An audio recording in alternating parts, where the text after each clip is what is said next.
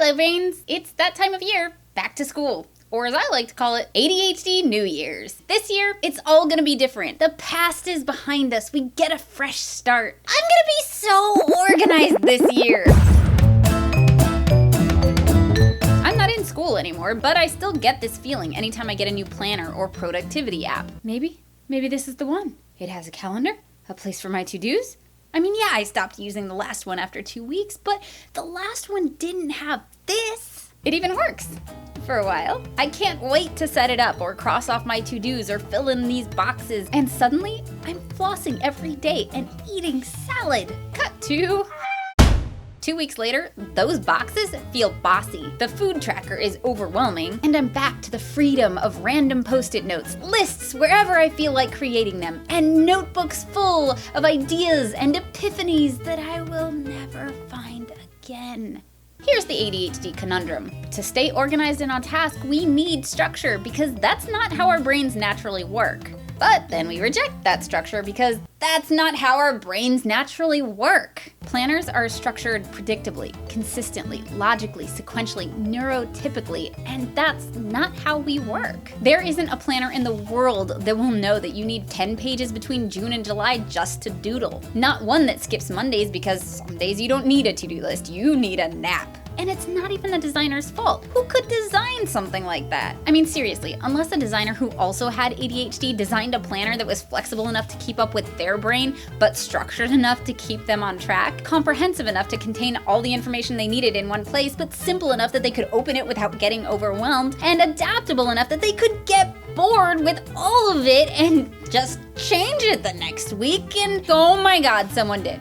The bullet journal is all that, and more. I'll explain how it works in a second, and I even did a tutorial on it for you. But first, if you're like me and you love using pen and paper, but you feel guilty using it because obviously digital is better and more practical, and no, that's not true. Here's why analog can actually be better than your digital system. Although if you've found a digital system that works for you, ignore me entirely. Here's a cat video. 1. Pen and paper help with memory encoding. Our brains process information better when we write out the letters by hand instead of just hitting the keys. So stuff you write by hand, you're more likely to remember. 2. It's not online. Having a physical planner to refer to makes it so your goals, dreams, to-dos, life can't be intruded on by pop-up ads or an incoming text. For those of us who get distracted easily, that's a serious advantage. 3. It's still there, long after we've upgraded our phones or crashed our computers, which can help us to develop a sense of who we are and give us a record of life as we lived it. Okay, now that we've gotten the paper stigma out of the way, here's why the bullet journal is the best analog system for ADHDers I've found. It gives us the freedom of a regular notebook while providing the structure of a regular planner. How does it do this? Magic. I'm kidding. There are a few basic elements of structure: the index, a yearly, monthly, and daily log, a key, but you create it as you go and design your own layouts. So it's not only tailored to you today, it allows you to get bored and mix it up. And all you really need is an empty notebook and a pen. Here are the basic elements of the system and why they work so well for those of us with ADHD. The index. This is what allows us to create as we go. Want to create a list of every ice cream flavor you hate? Cool! Flip to a blank page and do it. Want to be able to find it the next time you're about to order ice cream? Put it in the index. I don't know why we didn't think of this before. Also, no more writing down a brilliant idea and being sure it's in your notebook here somewhere. Wait, maybe this isn't the one. The symbol key. Shorthand systems are great for speedy brains. You probably already know this. You probably already use a version of it. You probably also forget what your own symbols mean. Writing them down for future reference? Brilliant. The yearly, monthly, and daily layouts. There are infinite variations of this, but they all accomplish the same thing that's helpful for ADHD brains. Natural, visual, limits of time, which can otherwise feel kind of unlimited to us.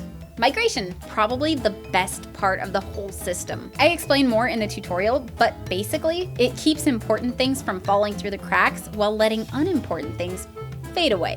How, you might ask?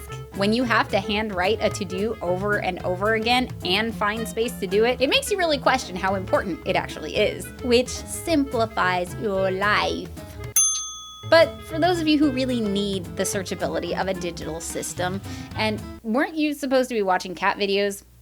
You can make it digital! There's a service called Evernote, you may have heard of it, that allows you to take pictures of your bullet journal and upload them to your private digital notebook.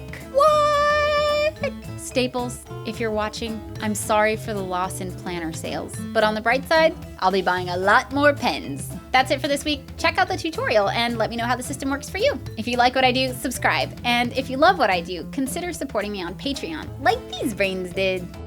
Did you ever know that you're mine? What? Edward says I have to stop before I get a copyright strike on my channel. He says you're welcome. Bye, brains. Check out the tutorial I was able to make. Question time. Do you specifically have side effects when you take your meds? Yeah, I'm on Vyvanse and yeah, a couple. I'm not as hungry when I'm on them and sometimes I get a little anxious. Although if I exercise or meditate, that pretty much takes care of that as long as I'm not on too high a dose. But I've been taking ADHD meds pretty much since I was a kid and I haven't grown a second head or anything, so I think I'm good.